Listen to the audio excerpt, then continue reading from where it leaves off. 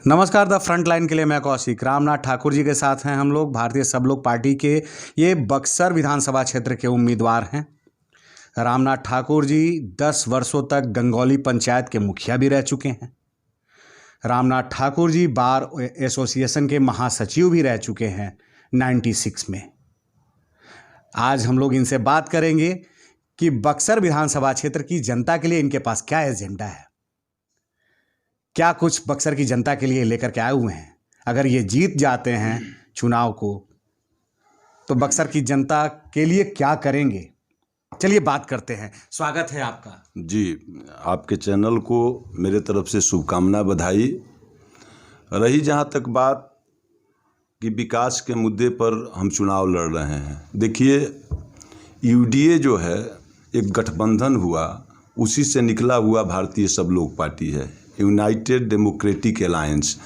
उसमें जसवंत सिन्हा जी हैं, डॉक्टर अरुण कुमार जी हैं, नागमणि बाबू हैं, तमाम लोग जो हैं जो राजनीतिक सूझबूझ वाले हैं, उन लोगों के मार्गदर्शन में ये जो है पार्टी का गठन हुआ है। और इसका उद्देश्य है कि जो अच्छे लोग हैं, जो बुद्धिजीवी हैं, जो कुछ करने की सोचते हैं, जुनून रखते हैं, उन्हीं लोगों को पार्टी टिकट देगी और दिया। तो ऐसे सूझबूझ वालों को, राजनीतिज्ञों को मैं हृदय से प्रणाम करता हूं, आभार व्यक्त करता हूं। अब रही बात, देखिए पूरा बिहार जो है, आज देख लीजिए, शिक्षा का क्षेत्र हो या स्वास्थ्य का हो या जो हो कल कारखाने हो, जुआ जो है उनकी प्रतिभा दम तोड़ रही है। तो समस्या ही समस्या है, हर तरह ही समस्या है।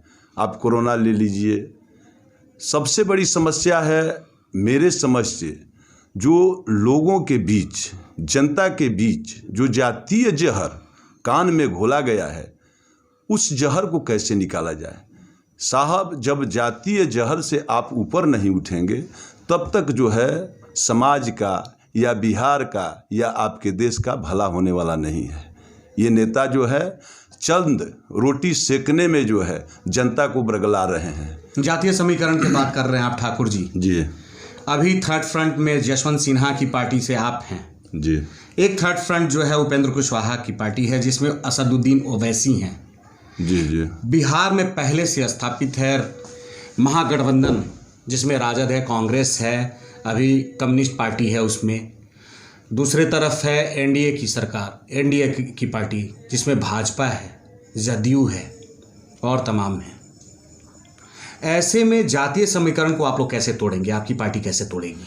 देखिए, तोड़ना नहीं है। बुद्धिजीवी की एक जाति होती है, जो पढ़ा लिखा व्यक्ति है, जिसकी सोच अच्छी हो, उसकी एक जाति होती है। वो चाहे हिंदू हो, मुस्लिम हो, एसी हो, एसटी हो, सवर्ण हो, उसके लिए कोई जात फैक्टर नहीं है। फैक्टर तो होता ही है ना, अंततः जातीय समीकरण पर ही बिहार में चुनाव होता है। इसीलिए तो विघटन हो रहा है समाज में। समाज जो है इसीलिए नर्क के गर्त में जा रहा है, विकास से कोसों दूर है। आप ले लीजिए, नेता लोग बोलते हैं कि 15 वर्ष वो क्या किए, तो आप तो साहब करते। 15 वर्ष का रोना क्यों रो रहे हैं? करने वाले जो हैं उनको दृढ़ संकल्पित होना पड़ता है, उनके अंदर जुनून होना चाहिए कि हमको ये संकल्प लेकर के कार्य करना है। जब तक आपके अंदर संकल्प नहीं होगा तब तक कोई आप कार्य संपन्न नहीं कर सकते। इसलिए आपको जो है पहले संकल्पित होना पड़ेगा। आप ले लीजिए साहब, औने पौने भाव में आप जो है वोट की कीमत लगा देते हैं। मत क्या है ये जानना जरूरी है। उसकी महत्ता क्या है? महत्ता क्या है?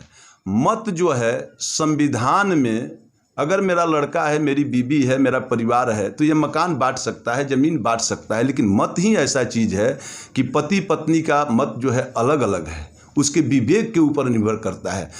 उस मत से जो है बिहार की नहीं, भारत की तकदीर और तस्वीर दोनों बदल सकती है कौशिक साहब। लेकिन जो औरतें हैं, कहा जा रहा है कि साक्षर हो गई है। साक्षर तो है, लेकिन आज भी ये पुरुष प्रधान देश रहा है। वो पुरुष प्रधान विकास के लिए नहीं, औरतों को अपने पैर के नीचे कुचलने के लिए पुरुष प्रधान देश है। आप देख लीजिए, तमाम कहाँ आदमी जा रहा है वोट मांगने के लिए, अपना मत मांगने के लिए किसी औरत के यहाँ? जा रहा है पुरुष के यहाँ। पुरुष जो कहेगा वो औरत करेगी। तो यहाँ विवेक और बुद्धिजीवी दोनों जो है साइड हो जाता है।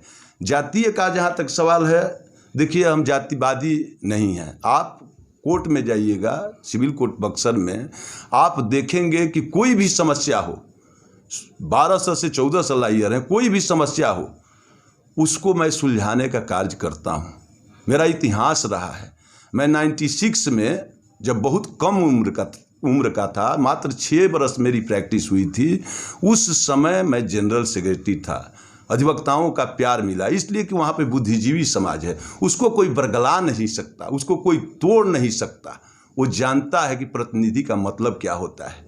यहाँ तो प्रतिनिधि है, एक जो है गाड़ी में देखे दारू पकड़ा गया, एक को जो है वो वीडियो वायरल हुआ है, पीते हुए नंग धड़ंग स्थिति में देखा गया। लेकिन वो दोनों अपने आप को पहलवान कहते हैं, तो वहाँ पर आप कैसे टिकेंगे? देखिए, अपने आप में पहलवान बन जाना, अपने आप में विद्वान बन जाना, अपने आप में जो है विकास पुरुष बन जाना है, ये जो है वो अच्छी बात है। निवर्तमान विधायक जो हैं संजय तिवारी जी, उन्होंने घोषणा तक कर दिया कि मेरी जीत सुनिश्चित है। तो क्या लड़ने की ज़रूरत है? क्यों डोर टू डोर जा रहे हैं? हाँ, लोगों से माफ़ी मांग रहे हैं, कार्य नहीं किए, फिर हमको मौका दीजिए। जब जीत ही चुके हैं तो टीका लगा करके सर्टिफिकेट ले लें। ये भ्रमण करने की क्या ज़रूरत है उनको? अच्छा, जनता के लिए क्या है आपके पास? बक्सर में काफ़ी समस्या है, मजदूरों की समस्या, छात्रों की समस्या, बेरोजगारी की समस्या, औद्योगिक इकाई, किसानों की समस्या, तमाम समस्याएं हैं। तो आपके पास क्या है जनता के लिए? देखिए साहब, अगर जनता मुझे प्यार देती है और उस सदन तक पहुंचाने का कार्य करती है, वैसी स्थिति में पहला मेरा मुद्दा है बक्सर के लिए कि जो हमारे यहाँ छात्र और छात्राएं हैं, उन लोगों के लिए कहीं भी रहने की जगह नहीं है। तो कम से कम एक छात्रावास जो है, ये चारों दिशा में कम से कम 4 छात्रावास बनना चाहिए। जहाँ तक सवाल है, फौजी लोग जो हैं वो आपके जाते हैं दानापुर से सामान लाने के लिए कैंटीन में। उन लोगों के लिए कोई यहाँ पे सुविधा नहीं है। कम से कम एक बढ़िया कैंटीन का प्रबंध होना चाहिए। ये मेरा इशू है, होगा। अब जी। अब रही इंडस्ट्री की बात, तो यहाँ इंडस्ट्री तो है लेकिन ध्वस्त है। तो ध्वस्त है, आटा पीसने के लिए इंडस्ट्री नहीं लगाया गया था। यहाँ पर कम से कम 40 से 50 हज़ार युवाओं को, मजदूरों को रोजगार मिलता, लेकिन क्या है, वो मलबे में तब्दील है, खंडहर बन गया है। खंडहर बन गया है। बिल्कुल। इस पर जो है निवर्तमान और ये सरकार को नहीं सोचना चाहिए। तो ये लोग तो हाथ पर हाथ रखे हुए हैं। एक हमारे निवर्तमान जो है विधायक जी कह रहे हैं कि ब्राह्मण बहुल क्षेत्र है। क्या विधायक प्रतिनिधि जाति होता है? अगर आप जाति हैं तो मैं आपको प्रतिनिधि और विधायक मानने के लिए तैयार नहीं हूँ। आप एक बार जान लीजिए, संविधान इसकी इजाज़त नहीं देता।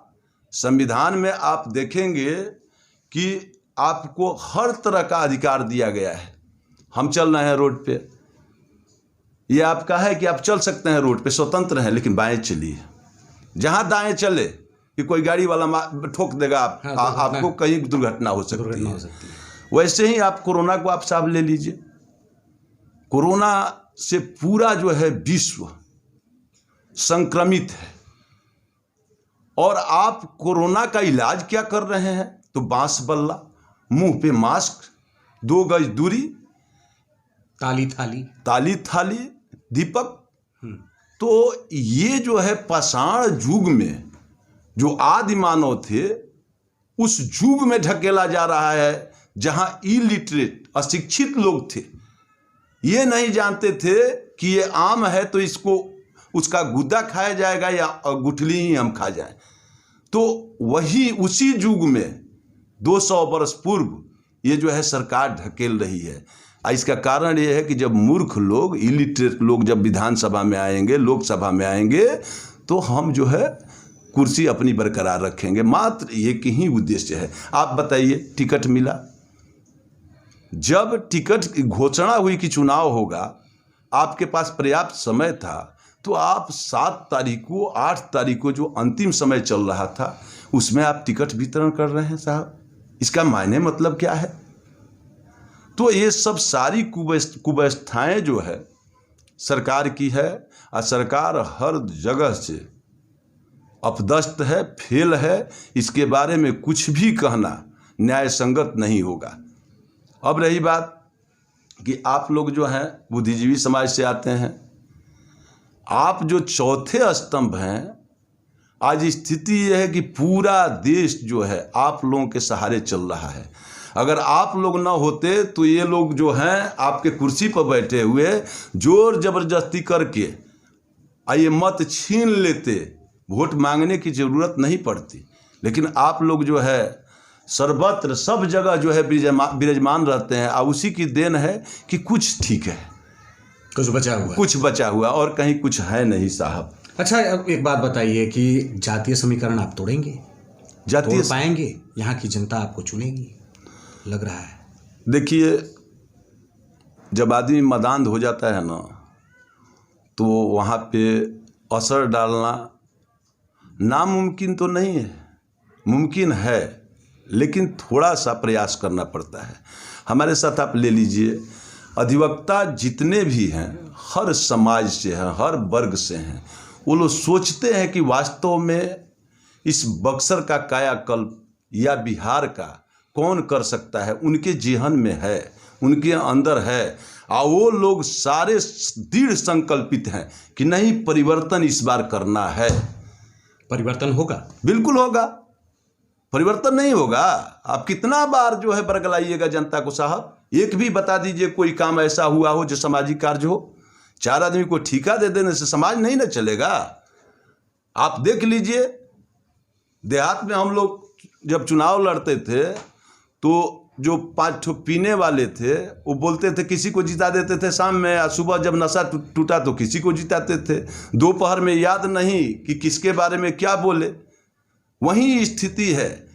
उन लोगों से मेरी बात होती है, कहते क्या करें भैया, से हमको तो ठेका मिला था, पैसा वैसा कुछ कमा लिए, थोड़ा सा ये लगता है हम बुद्धिजीवी के साथ हैं, परिवर्तन होगा, लेकिन हम घूम रहे हैं वैसे ही। तो ऐसे रोड पे से भाड़ा पे ला करके प्रचार प्रसार करना, पैसे का दुरुपयोग करना, ये हमारे लिए, बुद्धिजीवी के लिए संभव नहीं है। चलिए, बहुत बहुत शुभकामनाएं आपको, और बक्सर की जनता के लिए भी शुभकामनाएं कि बक्सर की जनता को बेहतर प्रतिनिधि मिले और बक्सर की जनता का कल्याण हो। तो इन्हीं बातों के साथ अब तक के लिए बस यही तक। फिर मिलते हैं नए मुद्दे, नए सरोकारों के साथ।